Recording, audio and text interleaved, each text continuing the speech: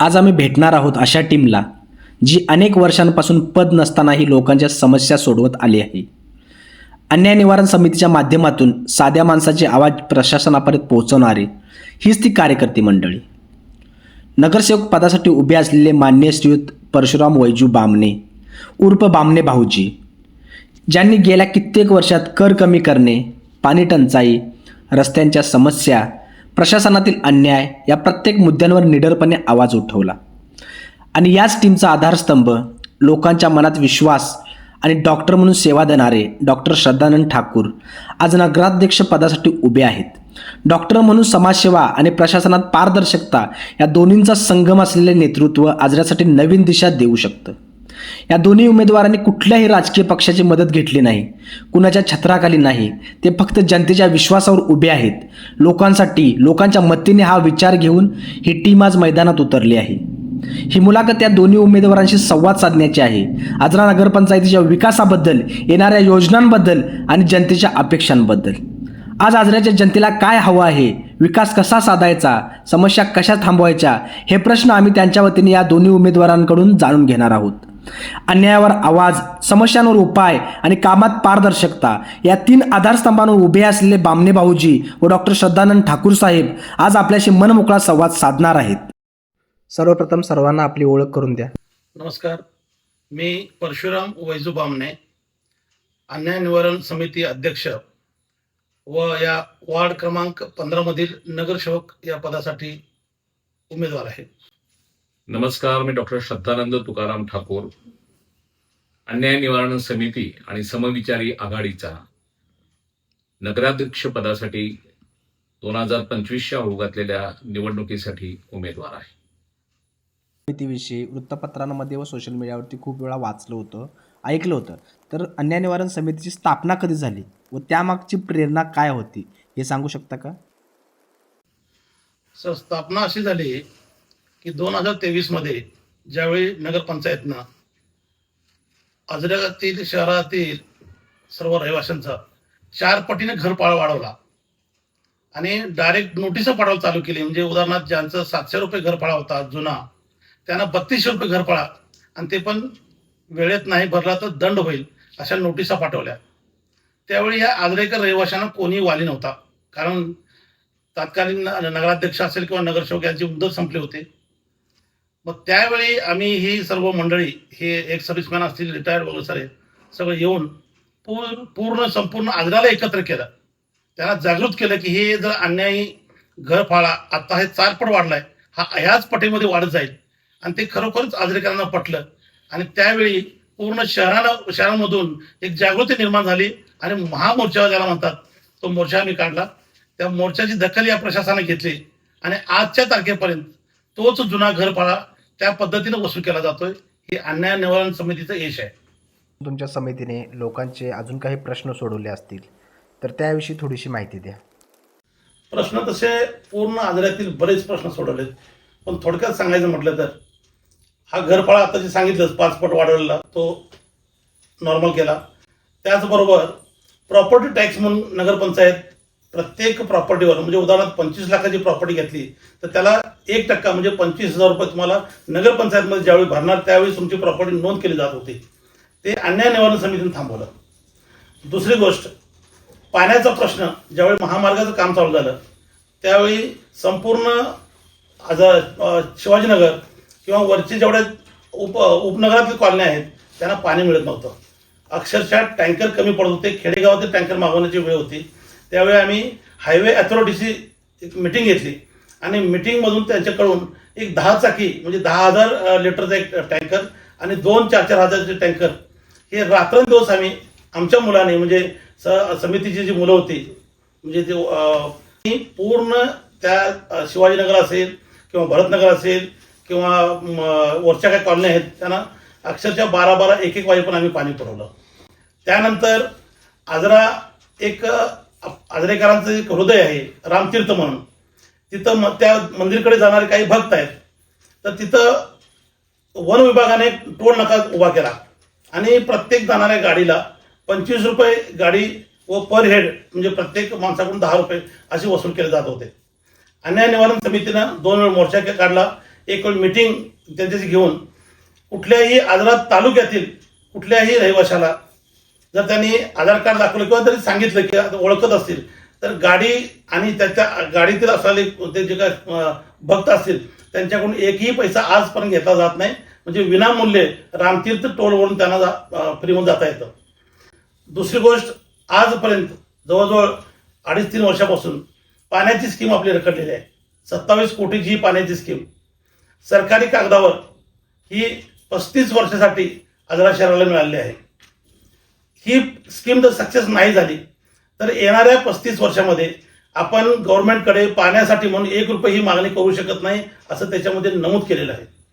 आणि जी क्वालिटी आता वापरली आणि ज्या पद्धतीने या पाण्याचं काम चाललंय ही पाण्याची स्कीम येणाऱ्या भविष्यात आम्हालाही हे वाटतच नाही की 2.5-3 वर्ष चालेल. कारण पुढे चोरड चाललेत, पाठीमागे लिकेज होत चाललंय. अजूनही कुठल्या कोणालाही त्या स्कीममधून व्यवस्थित आणि रेग्युलर स्वच्छ पाणी मिळत नाही. त्याचबरोबर रस्ता जर आज बघितला तुम्ही तर आपण अक्षरशः आजरा शहरात नाही आजरा जंगलात राहतोय असा अनुभव येतोय. तुम्ही येथील तुमच्या गाडीचे काय हाल झाले ते बघितले असतील. हे बरेचसे कामं त्या माध्यमातून आम्ही केलेले आहेत. लिस्ट काढली तर फार मोठी लिस्ट आहे, पण ही जी ठळक आहेत ही कामं आम्ही आजरासाठी केली. ज्यावेळी तुम्ही निवडणुकीसाठी उभा राहायचं ठरवलं, ज्यावेळी नगराध्यक्ष पदासाठी फॉर्म भरायचं ठरवलं, त्यावेळी तुम्हाला असं का नाही वाटलं की बाबा मी कुठल्या तरी पक्षाचा आधार घ्यावा? त्याचं काय कारण होतं?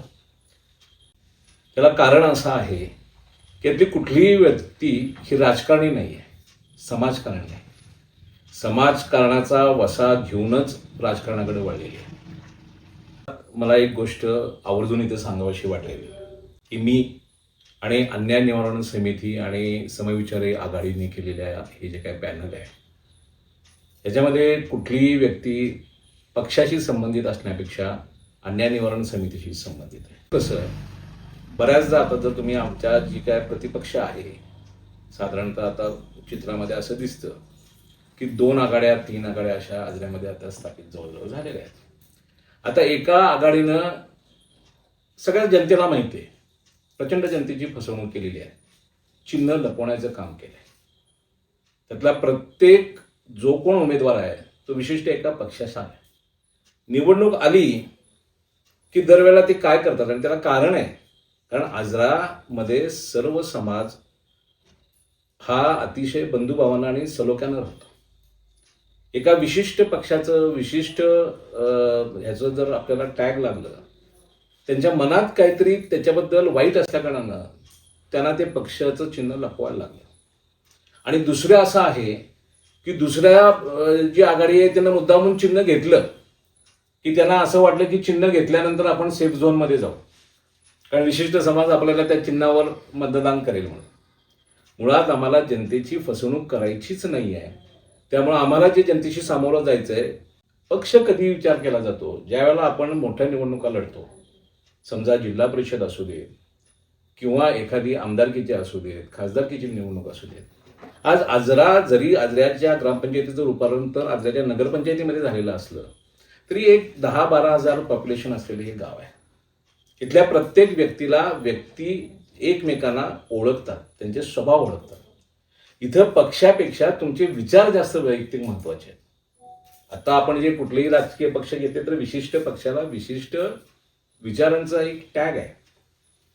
आणि आजऱ्यात आपल्याला हे सगळ्या ज्या गोष्टी आहेत ते सर्वधर्म समभावानंच सगळ्याच्या सलोख्यानंच सगळे निर्णय घ्यावे लागणार आहेत आणि ते जनहितासाठी घ्यावे लागणार आहेत. मुळात पक्ष आला की राजकारण आलं ते आम्हाला नको होतं. आम्हाला जी 5 वर्ष इथून पुढे निवडून जनतेनं जर आम्हाला कौल दिला तर जी नगरपंचायत चालवायची ती समाजकारण म्हणून चालवायची, राजकारण म्हणून चालवायची नाही. म्हणून सगळ्यात पहिल्यांदा आम्ही सर्व समविचारी लोकांना सुद्धा हा प्रस्ताव समोर मांडला की सत्तारूढांच्या विरोधात एखादी ठोस अशी एकत्रित येऊन विरोधी आघाडी तयार व्हावी म्हणून. कारण सत्तारूढांकडे सत्ता आहे, पैसा आहे, सगळी सत्ता केंद्र एकत्रित झालेली आहेत, त्यामुळं मस्ती आहे. त्यामुळे सामान्य जनता या त्यांच्या मस्तीमध्ये भरडली चाललेली आहे. जसं भाऊजीने मगाशी सांगितलं की अन्याय निवारण स्थापना, मुळात आजऱ्यासारख्या ठिकाणी अन्याय निवारणाची स्थापना व्हावी ही परिस्थिती येतेच का? 5 वर्ष तुमच्या ताब्यात नगरपंचायत होती, 2.5 वर्ष कार्यकाल जवळजवळ मला वाटतं प्रशासकांचा राहिला. तुम्ही 5 वर्षात तुमच्या नगरसेवक पदाचं कार्यकाळ संपल्यानंतर त्या तुमच्या जनतेशी नाळ का तोडली? जी बांबडे भाऊजींसारख्या संवेदनशील माणसाला जाणीव झाली की बाबा एका व्यक्तीचा जो काही फाळा आहे तो 5 पटीनं आणि 6 पटीनं वाढतोय, त्याच्यासाठी रस्त्यावर जनआंदोलन छेडून आपण यावं, त्यासाठी सगळ्या या माजी सैनिकांचा त्यांना पाठिंबा मिळाला. म्हणजे एक लक्षात घ्या, माजी सैनिक ज्या पद्धतीनं निस्वार्थीपणानं सगळ्या देशाची सेवा करतो, त्याचप्रमाणे अन्याय निवारण समितीमधली जी काय संघटित आजऱ्यातली लोक झालेली आहेत ती केवळ निस्वार्थीपणानं सेवा करण्यासाठी. भाऊजीने आता थोडासा त्यांच्या अन्याय निवारण समितीमधून केलेल्या कामाचा पाळा वाचलाच, पण त्याच्यात आणखीन बरेचसे असे प्रश्न आहेत. पटेल कॉलनी पाण्यापासून वंचित होती, बरोबर आहे भाऊ? त्याचा प्रश्न प्रामुख्यानं मार्गी लावला तो अन्याय निवारण, आणि हे कुठलीही सत्ता नसताना. मग लोकांच्या लक्षात आलं की ही लोक सत्ता नसताना जर आपल्यासाठी एवढं काम करू शकतात तर मग जनतेनं आमच्या पाठीमागे रेटा लावला. आम्ही निवडणुकीत आमचा उतरायचा अब्सोल्युटली विचार नव्हता. आम्हाला फक्त आणि फक्त लोकांची सेवाच करायची आणि इथून पुढे आम्ही सेवाच करत राहणार. पण जो माणूस कुठलाही अधिकार नसताना, जी समिती कुठलाही अधिकार नसताना प्रशासनावर वचक, हे पहा, फंडिंग येणं ही अतिशय सोपी बाब आहे. त्या ज्यावेळेला ग्रामपंचायतीमधनं नगरपंचायतीचं रूपांतर होतं त्यावेळेला आपोआपच आता अशी शासनाची धोरणच आहेत की तिथं फंड्स येत राहतात, पण त्याच्यामध्ये नियोजन पाहिजे. त्याचं जे काही आपण अपव्यय करणार आहे तो सगळा व्यवस्थित झाला पाहिजे. आणि जनतेच्या एक लक्षात आलं की हे जर कोण करू शकत असेल तर ही अन्याय निवारण समितीची मंडळी करू शकतात, त्याचं व्यवस्थित नियोजन करू शकतात. म्हणजे तुम्हाला राजकारणाचा वारसा लाभलेला नाही. राजकारणाच्या वारशाचे नोंद करायला आम्ही इथं नाहीच आहोत. आमच्यातले कोणीही कुठल्याही पक्षाचे वारसदाराचा विषयच येत नाही. एक भाव दोन तशाच. अगदी मी असा आवर्जून उल्लेख करून देईल की सुधीर बापू कुंभार हे सुद्धा आमच्या म्हणजे त्यांच्या पत्नी ज्या आहेत त्या एका वॉर्डमधनं आमचं प्रतिनिधित्व करतायत, सुशिक्षित आहेत. ह्या गेल्या 7.5 वर्षात जे काही मिळालं त्यांच्या एक गृहिणी म्हणून त्यांनी अतिशय सुंदर विचारमध्ये मांडला की पाण्याची कशी अडचण होती आणि अन्य निवडणुकीच्या माध्यमातून ती सुटली गेली. आणि बापू कुंभार हे सुद्धा वैयक्तिक अन्याय निवारण समितीचेच कार्यकर्ते होते. आणि म्हणून याच्यामध्ये कुठलीही राजकारणी व्यक्ती न घेता आम्ही ही जनतेच्या रेट्यामुळं, जनतेने आम्हाला सांगितलं तुम्ही का पाठीमागे आहे, आम्हाला हक्क तुम्ही सेवा देत आलाय, आमच्या हक्काला कायम दाद देत आलाय, तर आम्हाला तुमचं आम्ही मत देतो ना, तुम्हाला अधिकार देतो ना, हे सगळं क्लीन करा.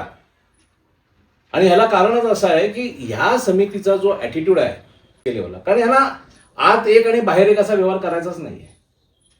आज होतं कसं, राजकारण करणारी मंडळी कशी करतात, एखादा विशिष्ट विचाराचा आवाज विरोधक उठवतात, सत्तारूढांच्या विरोधात ते ओरडत जातात, नंतर प्रकरण दाबादाबी होते, जे काय असेल ती लोकांच्या मध्ये वाटणी होते. त्याचं एक सुंदर उदाहरण म्हणजे अन्याय निवारण समितीच्या माध्यमातून तो सुद्धा विषय हाताळला गेला होता. आता तुमच्याही कानावर आला असेल की आजऱ्यात अनाधिकृत गाळे बांधण्यात आले. अशी आहे की त्यावेळेला जी व्यक्ती उपोषणाला या सगळ्या चाललेल्या कारभाराच्या विरोधात बंड करून उभी राहिली ती सत्तारूढ पक्षाची नगरसेवक होती. म्हणजे गंमत अशी आहे की किती दबावाचं राजकारण आहे बघा.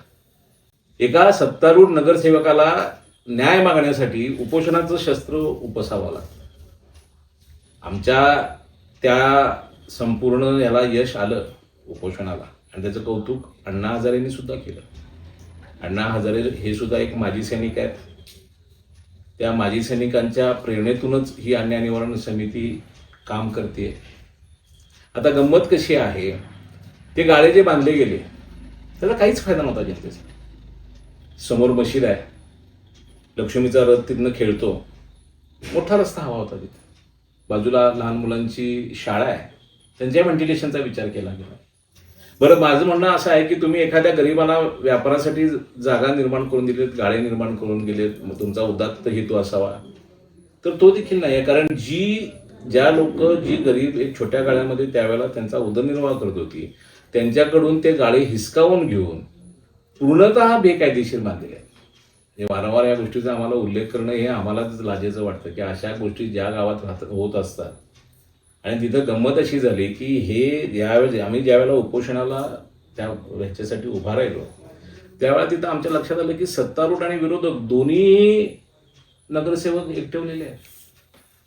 म्हणजे गंमत कशी आहे बघा, जनतेची किती फसवणूक आहे. एकानं समोरच्या दरवाजानं जायचं, एकानं पाठीमागच्या दरवाजानं जायचं, एकमेकांच्या विरोधात तलवारी उपसल्यासारख्या करायचं.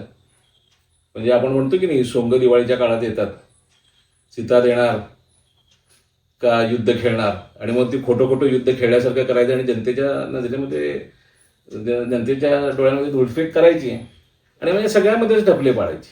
कुठली आता इतक्या मोठ्या बजेटची आलेली पाणी योजना इतक्या म्हणजे वाईट पद्धतीनं कार्यान्वित होते. कार्यान्वित व्हायला सुद्धा उशीर लागला आहे. झालेली लिकेजेस सुद्धा निघत नाही आहेत.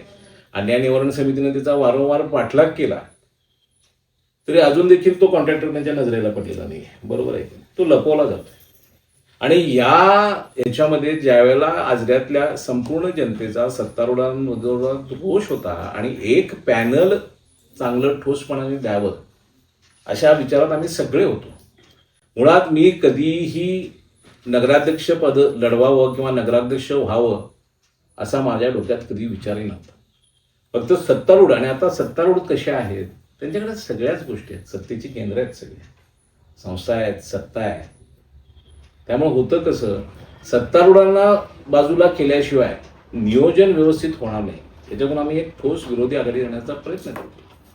पण गंमत कशी आहे, मागची नगरपंचायत जी होती त्याच्यामध्ये सत्तारूढ आणि विरोधकांची हातमिळवणी झाल्या कारणाने त्यांचे काहीतरी ह्या मोठ्या पाड्याच्या स्कीममध्ये लागेबंदे असणार. त्यामुळे आता सुद्धा अशी गंमत झालेली आहे, एक सत्तारूढ त्यांना विरोध करण्यासाठी एक पक्षीय पॅनल, तुम्ही तुमचे 4 आतमध्ये घ्या, आम्ही आमचे 4 आतमध्ये घेतो, नगराध्यक्ष कोणाला करायचं ते आपण ठरवूया आणि मिळून वाटून सगळं खाऊया. जेणेकरून जी पापं त्यांची मागच्या कार्यकाळामध्ये झालेली आहेत ती जनतेसमोर उघडी होणार नाहीत. आणि ती उघडी व्हावीत म्हणून जनतेनं आम्हाला बळ दिलं, रेटा दिला आणि सांगितलं की तुम्ही या निवडणुकीमध्ये हवा या. मग आता कसं होतं, बांबळे भाऊजी नेतृत्व करत होते रस्त्यावर उतरून अन्याय निवारण समितीचं, पण त्यांची नाळ जी त्यांची जुळलेली होती ती त्यांच्या प्रभागामध्ये जुळलेली होती. गंमत अशी झाली की आम्हाला यांनी चर्चेच्या गुऱ्हाळामध्ये बरेच दिवस गुंतवत ठेवलं.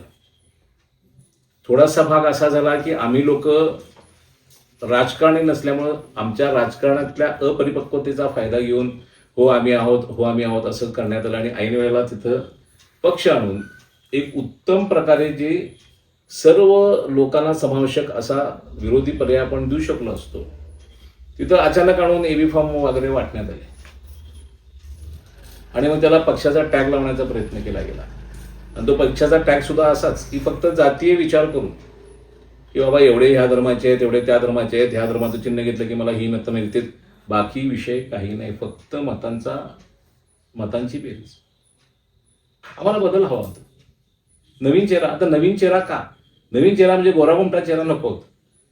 हे जे पूर्वीचे सगळे काही त्यांचे घोळ झालेले आहेत त्याच्यामध्ये मोठमोठे झोळ आहेत, हे आम्हाला जनतेसमोर ठेवायचे होते आणि ते त्यांना लपवायचे होते.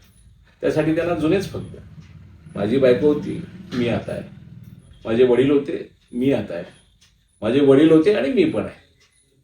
म्हणजे घरातच सगळीकडनं वाटून घ्यायचं. जनतेला ह्याच्यात अहो कर कोण भरतंय? जनता भरतीये, स्वतःच्या खिशातून भरतीये. शासन देतं ते सुद्धा आमच्या करातून जे काय निर्माण होतं त्याच्यातूनच दिलं जातं. म्हणजे जनतेचेच घ्यायचे, स्वतःकडे ठेवायचे आणि जनतेच्या तोंडाला पाणी पुसायचं. हे आता जनता खपवून घेणार नाही. आणि जनतेच्या माध्यमातून उभा राहिलेलं पॅनल असल्या कारणानं मला कधीही असा विचार आला नाही की आपण कुठल्या पक्षाचा आधार. जे आता तुम्ही म्हटलं की पाणी प्रश्न चालू होता, ठीक आहे, तर पाणी प्रश्नाचं म्हणजे निरसन झालं की नाही अजून? आता गंमत कशी आहे माहिती का, ते जर निरसन पाणी प्रश्नाचं करून घ्यावं असेल तर याच्यामध्ये कोण मोठी अशी व्यक्ती आहे की, कारण कसं होतंय ही लोक अनेक वेळा पाठलाग करून त्यांनी सांगितलं की बाबा त्या कॉन्ट्रॅक्टरला ब्लॅकलिस्टमध्ये सुद्धा टाकायला. बरोबर आहे, पण अजून देखील तो कॉन्ट्रॅक्टर जगासमोर आलेला. एक लक्षात घ्या, एवढ्या मोठ्या कामाचं जर काम व्यवस्थित होत नसेल, ती नळपाणी योजना कार्यान्वित होत नसेल तर याच्यातनं आपण इन्फ्लुअन्स काय काढायचा, निष्कर्ष काय काढायचा? तुम्हाला काय वाटतं याच्यामध्ये ठोस पाऊल कुणी उचलायला पाहिजे होतं? सत्तारूढ असलेल्या नगरसेवकांनी उचलायला पाहिजे. त्यांनी असं काहीच नाही केलं. काही नाही केलेली म्हणून अन्याय निवारण समिती स्थापन आहे. अन्याय झालाच नसेल तर अन्याय निवारण समिती स्थापन कशाला झाली असती? आम्ही कौतुक केलं असतं आणि तुम्हाला परमनंट 5 नाही 10 नाही 15 वर्ष व्हा पण तुम्हीच सेवा करा. कारण कसं आहे, आम्हाला इथं फक्त अन्याय झाला म्हणून आम्ही त्या रिंगणामध्ये आहोत आणि दिसतोय सगळ्या जनतेला. 7.5 वर्षापूर्वी आजऱ्यामध्ये नगरपंचायत आली. अरे बाबा, नगरपंचायत आली, नगरपंचायतमध्ये मी आणली म्हणून तुम्ही गाजावाजा केला, आणली, बरोबर आहे. एका सुईची तरी प्रगती व्हायला पाहिजे त्या आजऱ्यामध्ये. बरोबर. आज सामान्य नागरिकाला खड्डे चुकवत रस्त्यावरून जाण्याच्या याच्यातनं भाग्यातनं गेलेलं नाहीये. महिला वर्गाला पाण्यासाठी तळमळ, स्वच्छ पाणी काहीच मिळत नाहीये, काहीही. ग्रामपंचायत पासून नगरपंचायत झाल्यापर्यंत फक्त आणि फक्त जर काय झालं असेल तर करवड, बरोबर आहे, सामान्य नागरिकाचा. बाकी कुठल्याही सुविधा नाही. अगदी सत्तारूढ आणि विरोधक दोघेही सांगतायत एवढं आणलं गेलं, तेवढं आणलं गेलं. अरे उभा राहिली स्ट्रक्चर, त्याची कार्यान्वित कुठले काय आहेत? काहीच कार्यान्वित नाहीये. बरं, आलेल्या फंडांचं नियोजन पण नाहीये. बरं, तुम्ही कर वाढवायला आजऱ्याचा गेलात, पण तुम्ही हा विचार केलात का की तुमचं जे काय बजेट होतं ते शिल्कीचं बजेट होतं, तुम्हाला पैसा व्यवस्थित आलेला वापरताच आला नाही. गटार बांधायची, मग ती 6 इंच वर जर ठेवली गेली तर रस्त्याचं पाणी पण त्याच्यामध्ये जाणार नाही आणि सांडपाणी पण जाणार नाही. कुठल्याही ठिकाणी संध्याकाळी मोकळा श्वास घ्यायला जावा आजऱ्यात, तुम्हाला दुर्गंधीच येईल. अरे, आजऱ्याची एक औंढी वसाहत आहे, अतिशय हिरवळीमध्ये आणि हवेशीर असणाऱ्या वसाहतीला आतमध्ये घुसतानाच तुम्ही जर कचरा, बरोबर आहे ना भाऊ, आतमध्ये शिरताना जर कचरा पडत, कचरा डेपोज तयार केला, कचरा डेपोज तयार केले नगरपंचायत. आणि मुळात प्रशासनावर वचक ठेवणारी कशी आहे, प्रशासनावर जर वचक ह्या लोकांची जर असते, कसं असतं, प्रशासकीय लोक जे असतात ते ऑन पेपर चालतात, जे काही कायद्याने नियम आहेत. पण आपण जे असतो, आपण तिथे निवडले का जातो नगरसेवक? आपण मालक आहोत. आपण नगरसेवक म्हणून आजच्या सगळ्या जनतेच्या कुटुंब या नात्यानं सगळ्या कुटुंब प्रमुख आहोत. आणि ह्या प्रशासनाकडे आलेल्या लोकांना एक शिस्त लावली गेली पाहिजे. दुर्दैवानं तुम्हीच जर, आम्हाला थेट असं म्हणावं लागेल, जर तुम्हीच करप्ट असाल, म्हणजे थोडंसं थोडक्यात म्हणावं लागेल की एखाद्या घरातला एखादी व्यक्ती जी प्रमुख आहे, वडीलधारी आहे, तीच जर व्यसनी असेल तर त्याच्या मुलांकडनं काय अपेक्षा करायची? शिस्तच राहिली नाही नगरपंचायतीच्या कुठल्याही प्रशासकीय लोकांना. त्यामुळे काय आला निधी तो कसा, आता काय, आज पेविंग ब्लॉक्स टाकायचे, उद्या पायपिंग तिथलं फुटलं म्हणून ते परत उकरून काढायचे, ती नळ पाण्याची दुरुस्ती करायची, ती करताना आणखीन काहीतरी मोडायचं. आता गंमत, आता मगाशी बामणे भाऊजींनी उल्लेख केला की दिवस रात्र जागून या मंडळींनी सगळ्यांनी पाणी लोकांना पुरवलं. हे कशामुळे झालं? हे रस्ते काम वगैरे बाकी सगळं चालू असताना ह्यांचं नियोजनच नव्हतं, कुठल्याही गोष्टीचं नियोजन नाही आहे. पण ते लेंडेवळ असो, आजऱ्याचं पर्यटन स्थळ रामतीर्थ असो, उभा राहिलेला क्रीडा संकुल असो. अरे, क्रीडा संकुलाच्या शेजारी तुम्ही कचरा डेपो करताय, काय अपेक्षा करायची या लोकांकडनं? आणि वेळ आल्यानंतर आम्ही या गोष्टीला उत्तर देऊ, वेळ आल्यानंतर आम्ही या गोष्टीला उत्तर देऊ. 5 वर्षाचा करोना काळ होता त्यामुळे आम्ही काय करू शकलो नाही. काय नाही, फक्त झाली की तुमची 5 वर्षात प्रगती झाली, वैयक्तिक, समाजाची काहीही प्रगती झाली नाही.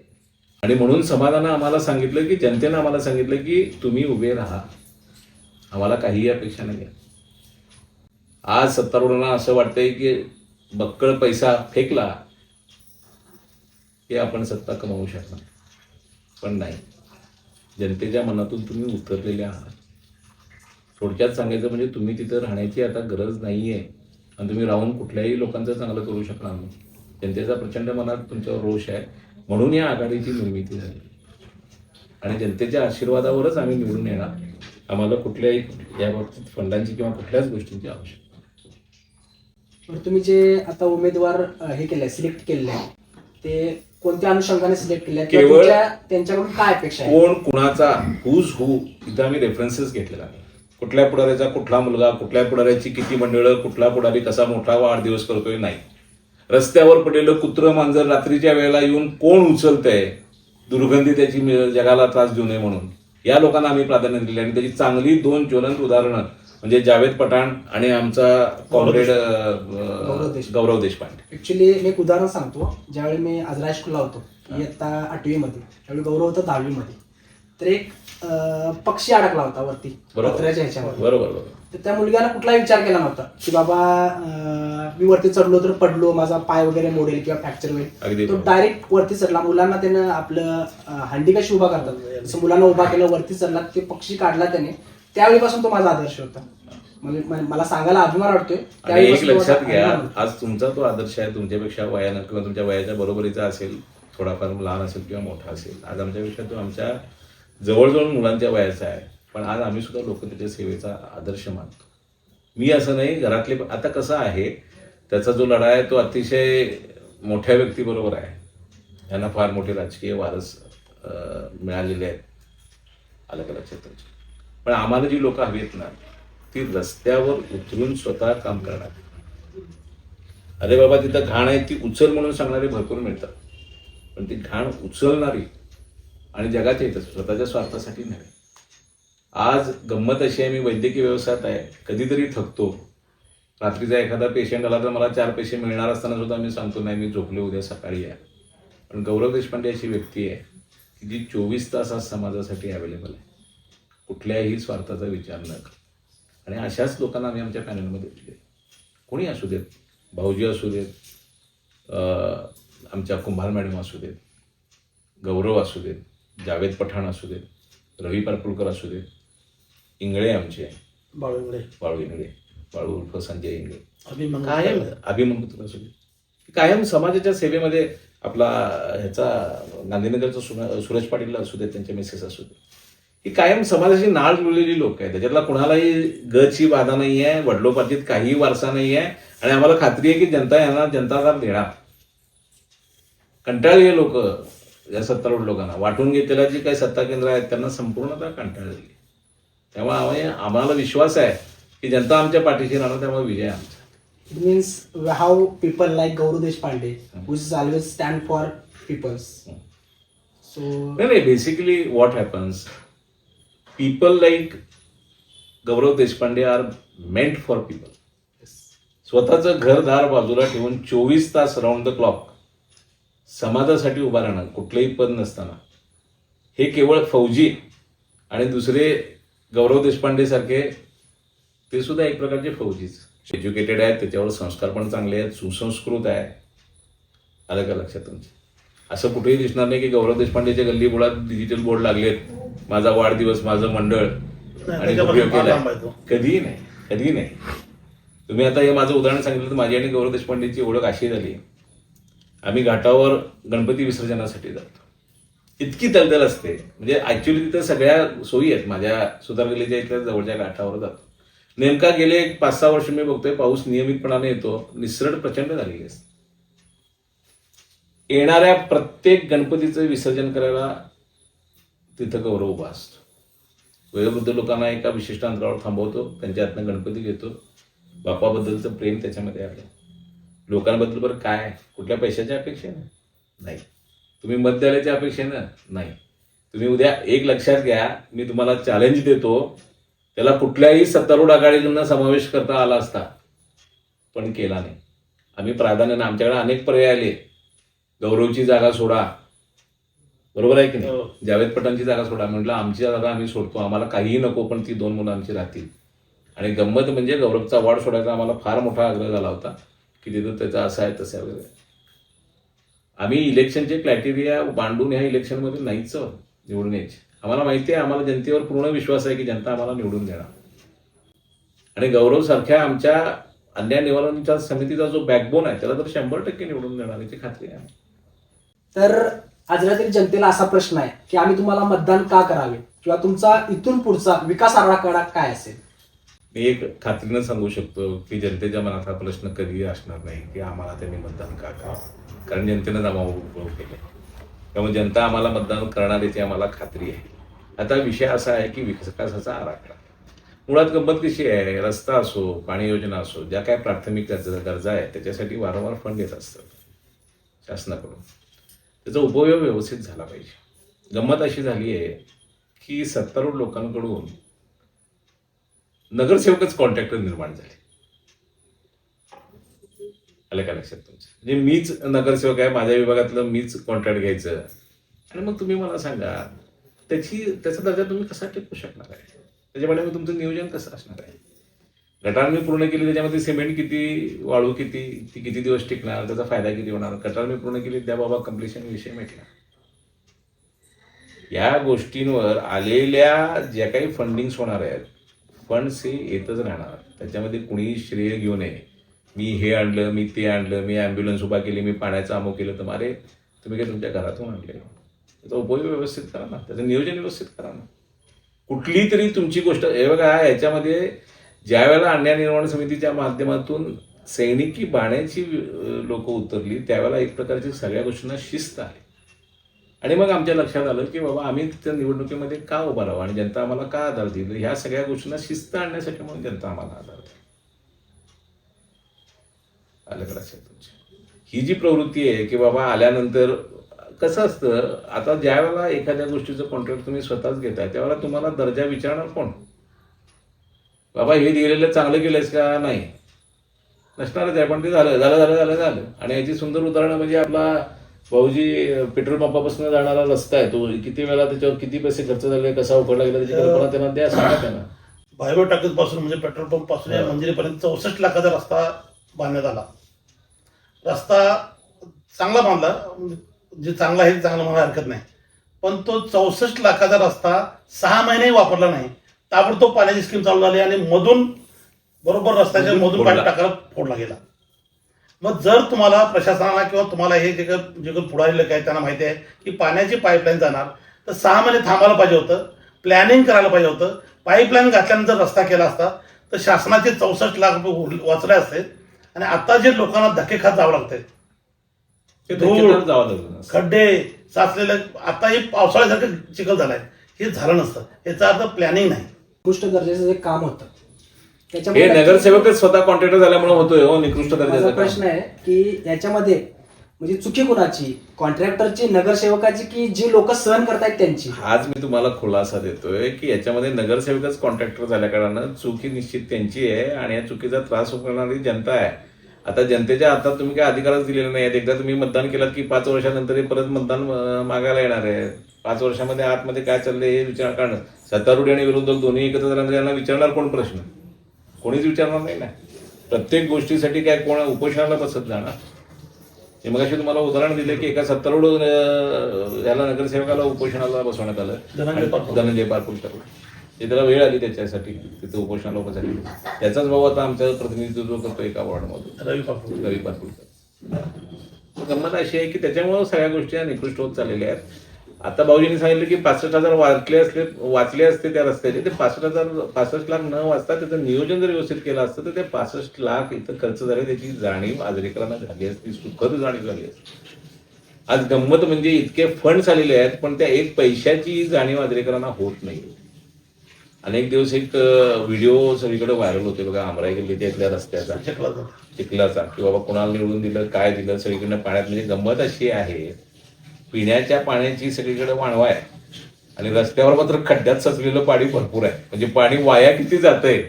वाया गेलेल्या पाण्यामध्ये 4 आजारांची ताण भागेल एवढं पाणी रस्त्यावर वाया चाललंय. नियोजनच नाही. आणि हे नियोजन जोपर्यंत सिस्टीम बदलत नाही, तिथली चोर लोक बाजूला होत नाहीत ना, तोपर्यंत नियोजन येणार नाही. आणि हे जनतेला पटले. गंमत अशी आहे, पहिल्यांदा अन्याय निवारण समितीनं कृती केलेली आहे आणि नंतर ते तुमच्या समोर आलेले आहे. आश्वासन आम्ही काहीच देणार नाही. आम्हाला कुठल्याही स्टॅम्प पेपरची आवश्यकता नाही आहे. जनतेचा आमच्यावर विश्वास आहे. आज एक आघाडी अशी देखील अशा विचारांना उतरलेली की आम्ही स्टॅम्प पेपर देतो, स्टॅम्पवर लिहून देतो. अरे का? आमच्यावर विश्वास नाही जनतेचा? 100% जनतेचा विश्वास आहे. आम्हाला स्टॅम्पची काही गरज नाही. लोक स्टॅम्प लिहून देऊन सुद्धा फसवणूक करतात. आमच्या मनात फसवणुकीचा विषयच नाही, त्यामुळे आम्हाला स्टॅम्प काढायची काही गरज नाही. आम्ही जे काय करणार ते त्याच्या पारदर्शकच करणार आहोत आणि ते जनतेच्या हितासाठी करणार.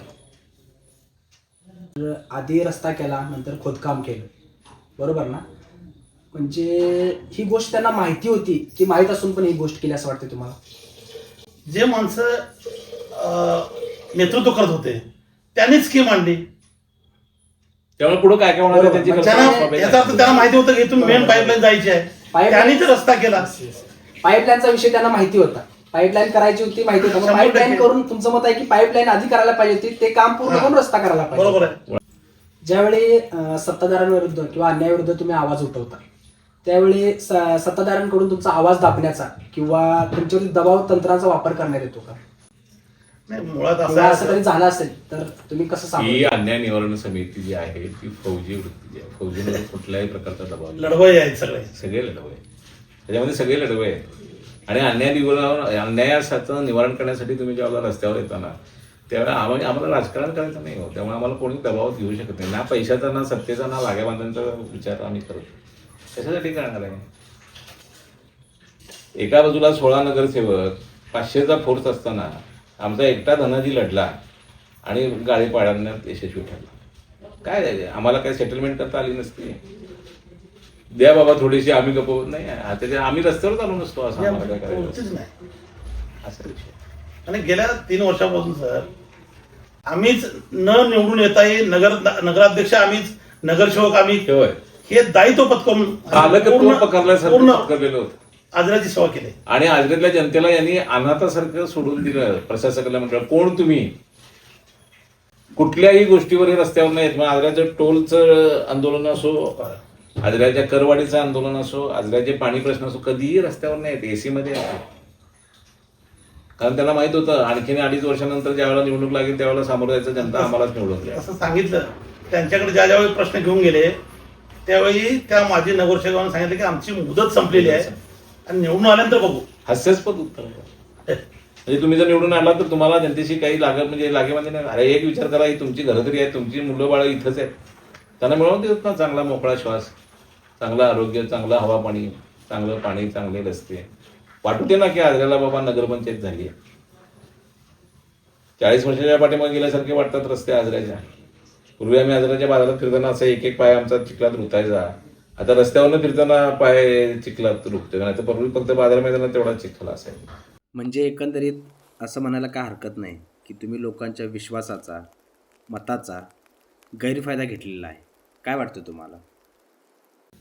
हा म्हणजे जे सत्तारूढ नगरसेवक होते त्यांनी खेळ निश्चित केलेला आहे आणि त्यांच्यावर असलेल्या रोषामुळेच अन्याय निवारण समितीची निर्मिती झाली आणि अन्याय निवारण समितीला निवडणुकीत इच्छा नसताना सुद्धा भाग घ्यावा लागला.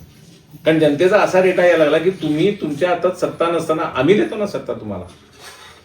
आमच्यातल्या कुठल्याही नगरसेवकाची पैशाच्या ताकदीवर निवडून याची ताकद नाहीये, इन्क्लुडिंग मी सांगतोय नगराध्यक्ष या नात्यानुसार. पण आमच्याकडे कुठलीही सत्ता केंद्र नाही आहेत. आमच्याबरोबर 10 लोक जी फिरतात आज रस्त्यावर ना ती आत्मीयतेनं आलेली आहेत. या संस्थेशी त्या संस्थेशी निगडीत आहेत. साहेब उभारले, चला बाबा नाही साहेब तुम्ही पुढं व्हा, तुम्ही आमच्यासाठी एवढं केलेलं आहे. ही लोक आम्हाला विश्वास देत आहेत म्हणून आम्ही रस्त्यावर आहे आणि यांच्यासाठी रस्त्यावर ही त्याची जाणीव आमच्या जनतेला आहे. आणि या जनतेच्या रेट्यामुळेच हे संपूर्ण पॅनल साकारलेलं आहे. हे साकारलं नसतं. जनतेनं आम्हाला आग्रह दिला की तुमची एवढी जर फसवणूक होत असेल आणि तुम्ही एवढं जर चांगलं कार्य करत असाल, उत्स्फूर्त प्रमाणात आम्हाला काही काही लोक पावत्या देत आहेत. आम्ही परवा दिवशी बेळाम देसाई कॉलनीमध्ये सुद्धा गेलो होतो. तिथे सुद्धा लोकांनी सांगितलं सगळा सुशिक्षित वर्ग आहे तिथे. बरोबर आहे सर. आणि गंमत म्हणजे त्यांनी असं सांगताना आम्हाला सांगितलं की आमची कम्युनिटी इथं मतदान कमी असल्याकारणानं आम्ही दुर्लक्षित आहोत. म्हणजे ज्या ठिकाणी फक्त मतदान जास्त आहे तिथं सुद्धा सेवा अपुऱ्याच दिल्या जात आहेत सगळ्या, तिथं सुद्धा काही व्यवस्थित दिल्या जात नाही आहेत. पण आमचं मतदान कमी असल्याकारणानं आमच्या तक्रारींची कोण दखलच घेत नाही. अरे का कुठलंही मला वाटत नसेल 5:30-6 वाजल्यानंतर प्रत्येक घरात जी काय पेटवली जाते ती देवाला उदबत्ती पेटवायच्या अगोदर कासवाच्या अगरबत्ती लावली जाते. कोणीही हवेशीर येऊन अंगणात आदरात बसू शकत नाही. डास फोडून खातात. डास आणखी दुर्गंधी असते. डेंग्यूनं अक्षरशः हायड्रोस अनेक वेळा तुम्ही पेपरमधनं पण वाचला असेल. कशामुळे होतो डेंग्यू? का तुमचं नियोजन नाही आहे? का सांडपाण्याचं नियोजन नाही आहे? का गटरीतनं ज्या ठिकाणी दबकी साचतायत का त्याच्यावर एकदा तरी औषध कधी बघितले? आजारी नागरिकांनी सांगावं की बाबा इथं औषध फवारणी होते. काय होते? आणले मोठमोठ्या गोष्टी आणून ठेवलेल्या आहेत, त्या गंजून सुद्धा केल्या असतील. नियोजनाचा अभाव आहे. आम्ही फार मोठं काय येऊन तुम्हाला आश्वासित करून करणार नाहीये. फक्त या गोष्टी जर शिस्त लावली ना सगळं होण्यासाठी. इकडनं फंड आणला तिकडनं फंड आणला, कशाला आम्ही खोटं आश्वासित करणार? अब्जात आणू, कोट्यात आणू आणि अमुक करू तसं करू. काही आश्वासन आम्हाला द्यायची नाहीत. फक्त आम्हाला एवढंच सांगायचंय की जे आहे त्याच्यामध्ये आम्ही नियोजन आणू, एक शिस्त आणू आणि आज सुजलाम सुफलाम करू, बस. त्याच्यात एक महत्व सांगतो की डेव्हलपमेंट करतेवेळी यांचं विजन बघा कसं आहे. आजऱ्यातून 3 ठिकाणून पूर्ण आजरा शहर आणि उपनगर जे आहे तिथून सांडपाणी डायरेक्ट नदीमध्ये जातं. डायरेक्ट नदीमध्ये 3 ठिकाणी. आणि तेच पाणी आपण लिफ्ट करून प्यायला वापरतो. आमच्यापेक्षाही जास्त रोगराई पसरते जी जॅकवेल वगैरे आहेत नदीवर, हातीवडे असेल, बोलकेवाडे असेल किंवा खाली गावं जे आहेत बाजून वगैरे, एका गावाला म्हणजे एक गल्लीत एकदा साथ आली की पूर्ण गल्ली, ती गल्ली म्हणजे गावच्या गाव पूर्ण कावळणं. त्यावेळी हे कशामुळे होतं? हे आजऱ्याचं पूर्ण सांडपाणी कुठलीही प्रक्रिया न करता डायरेक्ट नदीत जातं आणि तेच पाणी त्या जॅकवेलला जातं. शुद्धीकरण होत असेल ना पाण्याचं? नाही होत. अन्याय निवारण समितीनं तिथं ठिय्या आंदोलन केलं. त्याच्यानंतर 3 STP प्लॅन आले, मंजूर झालेत, अजून बसवले नाही. पण हे एसटीपी आणण्याचं काम जे आहे हे आमच्या आंदोलनामुळे झालंय. आणि सत्तेत नसताना ह्या लोकांनी आंदोलन छेडून, म्हणजे आम्ही लोकांनी आंदोलन छेडून हे आणू शकलो, तर सत्तेत आल्यानंतर आम्ही काय करू शकू याचा जनतेला पूर्णतः विश्वास आहे, अंदाज आहे. म्हणूनच त्याने आम्हाला माहिती. म्हणजे तुमच्या कामामुळं तुम्हाला लोकांना रिक्वेस्ट करायला लागणार नाही लागणार. की आम्हाला मतदान करा, मतदान करा. लोकांनी प्रत्यक्षात पाहिलंय आणि जर जाण असेल तर त्यांना आम्हाला सांगायची जायची गरज नाही. ते आमच्या पाठीशी आहेत, आमच्या डोक्यावर नक्कीच हात ठेवतील. आमच्याकडे आश्वासन नाही, आमच्याकडे कृतीच आहे. लोक काय करतात, आश्वासनं देऊन ठेवतात, जमलं तर कृती करतात. आम्ही कृती करतोय, आश्वासन द्यायच्या भानगडीत पडतच. आणि ही पद्धत अशीच राहणार 5 वर्षानंतर. आम्हाला जर जनतेनं सत्ता दिली तर जनतेला जाब विचारायची. सगळ्यात गंमत काय होईल, सत्ता जर अन्याय निवारणकडे झाली तर एक लक्षात घ्या, अन्याय निवारण समिती ज्यावेळेला, म्हणजे अन्याय निवारणासाठी काहीतरी स्थापलं जातं, जे किती अन्याय निवारण होत असेल, अन्याय होत असेल, त्याची जनतेला जाणीव झालेली आहे. काही दिवसांपूर्वी एक सोशल मीडियावरती फोटो बघितला की मतदान मागायला येते वेळी जर आमच्या प्रश्नाचं समर्पक उत्तर तुमच्याकडे असेल तरच मत मागायला या. याचा अर्थ काय होता? त्यामध्ये काय दिसतं माहितीये का, सत्तारूढ लोकांबद्दलची चीड दिसते. आता तो जो बोर्ड ज्या मला वाटतं वॉर्ड प्रभाग क्रमांक 4 मध्ये, बरोबर, तिथे आमचे उमेदवार आहेत जावेद पठाण. त्यांनी तिथे पाण्याच्या म्हणा किंवा इतर गोष्टींच्या म्हणा अवरात्र ते असतातच लोकांच्या, जनतेच्या हाती. तर त्यांच्या वैयक्तिक काहीतरी अडचणी होत्या पाण्याच्या वगैरे, आणि त्यांनी ते एवढे वैतागले होते. त्याचे चिरंजीव, ते दोघं जणच वयस्कर आहेत, रिटायर्ड मला वाटतं शिक्षक आहेत, आणि कुटुंब तसं छोटं आहे, त्यात त्यांचा मुलगा पण तिथं नसतो. पण त्या मला वाटतं बहुतेक भाऊजी बरोबर ना, रस्ता करताना काहीतरी नळ पाण्याचे हायवेचं काम चालू होतं आणि संपूर्ण पाईपलाईन सगळे तुटली होती, आणि ते मध्या काळात 10-15 दिवस गावी गेले होते. ते आल्यानंतर त्यांना समजलं की हायवेचा खड्डे पडलेले आहेत, त्यामुळे पाणी आता येणं शक्य नाही, सगळे लाईन तुटली होती. त्यानंतर जे आमच्या अन्याय निवारण समितीचे जे ग्रुप आहेत, 3 ग्रुप, त्याच्यावर एक मेसेज टाकला की पाण्याचे फार हाल झालेत, मी गावून आलोय, माझ्या टँकमध्ये काही पाणी नाही, आणि कृपया पाण्याचे पोचकार म्हणजे नियोजन करावं. मी मेसेज वाचला, आणि गौरव देशपांडे, राजू उभोते आणि जावेद पठाण हे पाण्यावर होते त्यावेळी. त्यांना सांगितलं की असं ठिकाण जावं, हे मेसेज आलाय, कोण आहे बघा. तर मग जावेद बोलला की आमचे शेजारी आहे. त्यांना म्हटलं पाणी द्या, कारण ते गावून आले. आणि झालं होतं असं की त्यांच्याकडे पाणीच नव्हतं 15-10 दिवस बाहेर असल्यामुळे. टँकर ज्यावेळी पाठवला संध्याकाळच्या वेळी, त्या महिलांचा काहीतरी कार्यक्रम चालू होता घरात. मग मी त्यांना सांगितलं की तो कार्यक्रम संपेपर्यंत टँकर बाहेरच थांबा. कार्यक्रम संपल्यानंतर, कार्यक्रमामध्ये डिस्टर्ब करू नका, कार्यक्रम संपल्यानंतर रात्री 8:30-9ला तो टँकरनं पाणी त्यांना सप्लाय केलं, आणि मग टँकर घेऊन आला. आणि हे आम्ही करू शकतो, पण सत्ताधारी का करू शकत नाही हे सरांना त्या विचारायचं होतं. म्हणून ज्याने म्हणजे सरांनी लिहिलं होतं की तुमच्याकडे हे उत्तर नसेल तर प्रचारला येऊ नका, त्याच सरांनी काल डॉक्टर साहेब, नगराध्यक्ष पदाचे उमेदवार आणि मी स्वतः आमचं वेलकम केलं की हा बोर्ड ही जी चीड जनतेच्या मनात उफाळून आलेली आहे सध्या बोलणार, आणि त्यांना कल्पना आहे या शिस्तीचा अभाव असल्या कारण अतिशय शिस्तप्रिय व्यक्ती आहे. आज सामान्य जनतेच्या तुमच्याकडनं काही फार मोठ्या अपेक्षा नाही आहेत, जे आहे ते शिस्तबद्ध पद्धतीने व्यवस्थित द्या.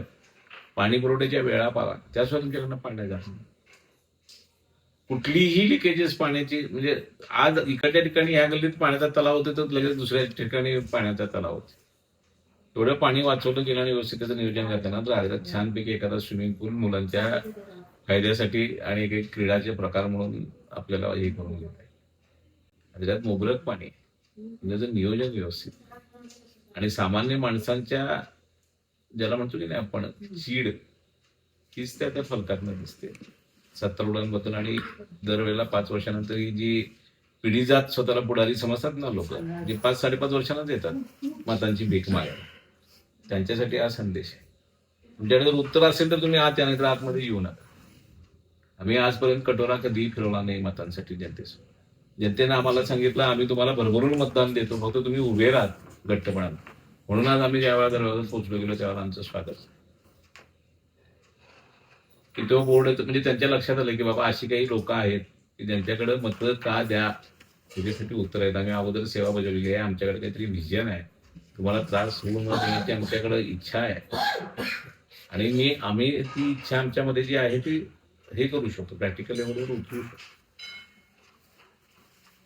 जनता ज्यावेळेला रोष निर्माण होतो ना, त्यावेळेला सत्तांतर हे ठरलेलं असतं. आम्हाला याच्यामध्ये कुठल्याही गोष्टीचा फायदा उठवायचा नाही. सत्तारूढांबद्दल राग जनतेच्या मनात आहे म्हणून आम्ही मैदानात आहोत. सत्ता काबीज करायची, त्याच्यातून आणखीन काहीतरी निर्माण करणं नाही, हा विचार आमच्यातल्या कुठल्याही नगरसेवकाच्या डोक्यात नाही. आणि त्याचं कारण असं आहे की मी सुरुवातीलाच तुम्हाला सांगितलं होतं, आम्ही समाजकारणातली माणसं आहोत, राजकारणातली माणसं नाहीत. राजकारणातली जर आम्ही माणसं असतो तर आम्ही सुद्धा 4 फायद्याचे नगरसेवक एकत्र करून आमचं पॅनल 4 पक्षांचे टॅग लावून बाहेरनं फंड आणून पैशाच्या जीवावर निवडणुका लढलो असतो. आज बऱ्याचशाच लोकांच्या तुम्ही म्हणजे मला काही काही पॉडकास्टमधनं कल्पना आली की त्याने असं सांगितलं की बामणे भाऊजींशी आम्ही चर्चा करत होतो, फॉर्म करण्याचा प्रयत्न वगैरे करत होतो. अरे बामणे भाऊजींना किंवा अन्याय निवारणला तुम्हाला ज्यावेळेला महत्व द्यावंसं वाटतं, त्यांच्या अन्याय निवारण समितीची जी लोकप्रियता आहे त्याची एनकॅशमेंट करा. म्हणजे किती वचक ह्या लोकांनी या राजकीय लोकांवर बसवला याचा विचार करा. कुठलीही सत्ता नसताना, कुठल्याही काय त्याचं पाठबळ नसताना, केवळ जनतेच्या सेवेमुळे आज तुम्ही त्यांच्या दारात आलात. अन्याय निवारण समिती तुमच्या दारात आली नव्हती, आम्हाला उमेदवार द्या, आणि बरोबर आहे ना भाऊजी, भाऊजी आपण करूया म्हणून तुम्ही का तुमचे स्वार्थ होते ते कदाचित त्यांना दिसले की बाबा हे असं गठबंधन केलं की आपल्याला अन्याय निवारणचा फायदा उठवता येईल, जनतेची सहानुभूती मिळेल. आज जनतेची सहानुभूती संपूर्णतः अन्याय निवारण समितीच्या पाठीची. कोण कुठल्या संस्थेत माझा नातेवाईक आहे, त्याच्यावर कसा दबाव गेला जाईल, काय जाईल याचा विचार जनता आता करणार नाही. एवढंच म्हणणार ही कामाची माणसं आहेत, त्यांच्या पाठीशी उभं राहिलं पाहिजे. सत्तारूढांना जर बाजूला ढकलायचं असेल आणि जर चांगला पर्याय निर्माण करायचा असेल तर ही जी निर्मळ लोक या पॅनलच्या माध्यमातून जनतेच्या समोर करून मागायला जात आहेत, त्यांच्या पत्रात मत टाकायचं, त्यांना सत्ता सेवा करायची संधी द्यायची. आणि मी तुम्हाला 100% सांगतो ही जर संधी सेवा करायची आम्हाला मिळाली तर येणाऱ्या 5 वर्षानंतर ते 100% अन्याय निवारण समिती दुसरी कुठलीही निर्माण होणारच नाही. अन्याय निवारण समिती ज्या वेळेला सत्तारूढ होईल 3 तारखेला, त्यावेळेला अन्याय निवारण समिती जर विसर्जित झाली तर पुन्हा दुसरी अन्याय निवारण समिती होणार नाही याची काळजी ही अन्याय निवारण समितीची मंडळी, तसा त्यांचा संपूर्ण कार्यकाळ असेल. एकंदरीत आपल्या संभाषणावरून मला एक गोष्ट म्हणजे समजली की जर नगरसेवक पद जे आहे ते आता पैसे कमवण्याचं किंवा आर्थिक पाठबळीसाठी एक प्रमुख स्रोत म्हणायला काय हरकत नाही, असं वाटत नाही का तुम्हाला? मुळात हा दोष जो आहे तो लोकशाहीचा आहे. लोकशाही स्थापन झाली आणि आपण स्वीकारली स्वातंत्र्यानंतर, त्याच्या पाठीमागे अशी भावना होती की जनतेनं जनतेसाठी केलेलं, जनतेची सत्ता म्हणजे लोकशाही असते, democracy, meant for people, by the people, for the people. पण गंमत अशी झालेली आहे आता की तिथे जाऊन ह्या लोकांनी भ्रष्ट कारभारामुळं गेल्या 5 वर्षात ह्या नगरसेवकांची झालेली जी प्रगती आहे त्याने बऱ्याचशाच आजरेकरांचे डोळे दिपले. त्यामुळे मोठ्याच्या मोठ्या रांगा ह्या कळत होतं लोकांना की बाबा सत्तारूढ पक्ष किती भ्रष्ट आहे. त्यामुळे त्यांच्या दरवाज्यात उमेदवार मागणीसाठी होते, प्रचंड मोठ्या मागण्या होत्या. त्यामुळे गंमत अशी झालेली आहे की मला वाटतं तुला कॉप्ट करून घेतो, तुला कॉप्ट करून घेतो, तुला कॉप्ट करून घेतो अशी पत्रकं वाटण्यात आलेली आहे. असं माझ्या कानावर आलंय. माझ्या प्रत्यक्ष पत्रक काय हातात पडलेलं नाही आहे. त्याचे क्रायटेरिया काय आहेत ते सत्तारूढ मंडळींनाच माहिती आहे. आम्ही कोणाला आश्वासित केलं नाही, आमच्या डोक्यात नव्हतं ही निवडणूक लढायची. जनतेच्या गटामुळे आम्ही या निवडणुकीच्या प्रांगणात पडलो. पण गंमत अशी झालेली आहे, एक भावना युवा वर्गात अशी निर्माण झालेली आहे की फार मोठं काहीतरी तिथं फंडिंग येतं आणि नगरपंचायत हे म्हणजे कुरण आहे, सेवेचं नव्हे चरण्याचं कुरण आहे असा गैरसमज झाला लोकांचा. तो आम्हाला बदलायचा आहे. 1 रुपये जो कर आजऱ्यातल्या नागरिकांकडून भरला जातो तो 1 रुपये कराच्या माध्यमातून गोळा झालेला आजऱ्यातल्या नागरिकांसाठीच खर्च झाला पाहिजे. त्याच्यातले 60 रुपये नगरसेवकांसाठी 60 पैसे आणि 40 पैसे नागरिकांसाठी, ही भावना अन्याय निवारण समितीची अजिबात राहणार नाही. आणि ह्या 1 रुपयाला बरोबर जर वरचा निधी आला तर तो सुद्धा लोकांपर्यंत पोहोचेल. मी तुम्हाला स्टॅम्प पेपरवर अशी ग्वाही देऊ शकतो की अन्याय निवारण समिती ज्या वेळेला याच्यामध्ये सत्तेत येईल त्यावेळेला आता जाहीर झालेली संपत्ती येस आणि 5 वर्षानंतर झालेली संपत्ती अन्याय निवारण आहे. एक लक्षात घ्या, याच्यामध्ये जी काय मंडळी आहेत ती स्वतःच्या व्यवसायानं आणि त्यांच्या उत्पन्नानं संतुष्ट आहेत. आज बामणे भाऊजी ONGCचे माझे अधिकारी वर्गातली व्यक्ती आहे. मी स्वतः, आमच्या कुंभार मॅडम वगैरे असतील, ही सगळी वैद्यकीय व्यवसायातली लोक आहेत. तिथं चरायचं म्हणून आम्ही जात नाही, तिथं सेवेसाठी आणि शिस्त लावावी म्हणून आम्ही जातो. त्यामुळे एक रॉंग मेसेज समाजामध्ये गेलाय आणि त्याला कारणीभूत म्हणजे ही सत्तारूढ लोक. आणि गंमत अशी आहे की आता जी सत्तारूढ लोक आहेत त्याच्यात सत्तारूढ आणि विरोधक म्हणून गेलेले असे लोक आहेत.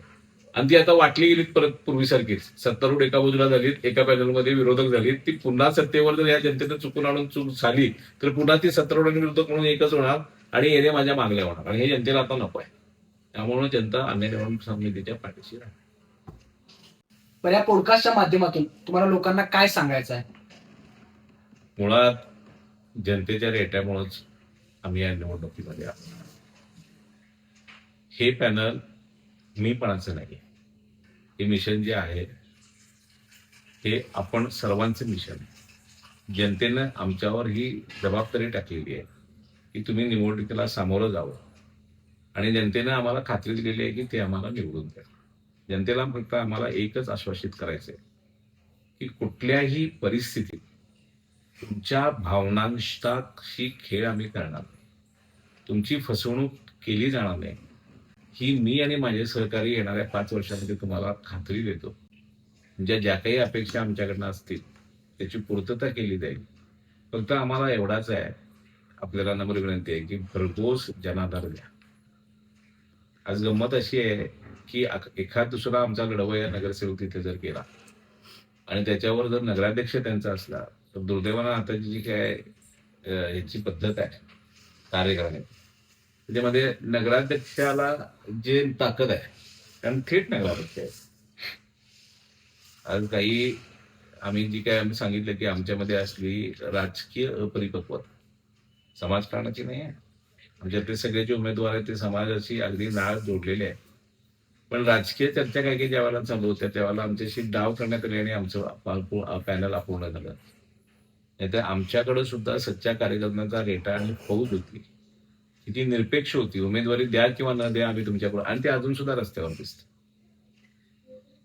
भाऊजी तुम्ही जिथं आहे तिथं आम्ही आहे, तुम्ही हे हाणून पाडा, तुम्ही हे करा, डॉक्टर तुम्ही जिथं आहे तिथं आम्ही आहे. कारण आणि हे सगळी एका विशिष्ट विचारानं चाललेली माणसं आहेत. त्यामुळे जनतेला मला फक्त एवढंच सांगायचं आहे की इतके दिवस 2.5 वर्ष तुमचं पालकत्व ह्या अन्याय निवारण समितीने घेतलं तुमच्या प्रत्येक तक्रारीचं. आजच्या दृष्टीला आजच्या वेळी हे महत्वाचं आहे की जनता आमचं पालकत्व घेईल आणि आम्हाला प्रचंड आशीर्वाद देईल मताच्या रूपानं आणि भरघोस मताने विजयी. पुन्हा एकदा तुमच्या पॉडकास्टच्या माध्यमातून मी कळकळीची विनंती करतो, मी आणि भाऊजी, की अन्याय निवारण समिती आपण दिली जबाबदारी म्हणून या निवडणुकीला सामोरी जात आहे. ही समिती तुमची आहे.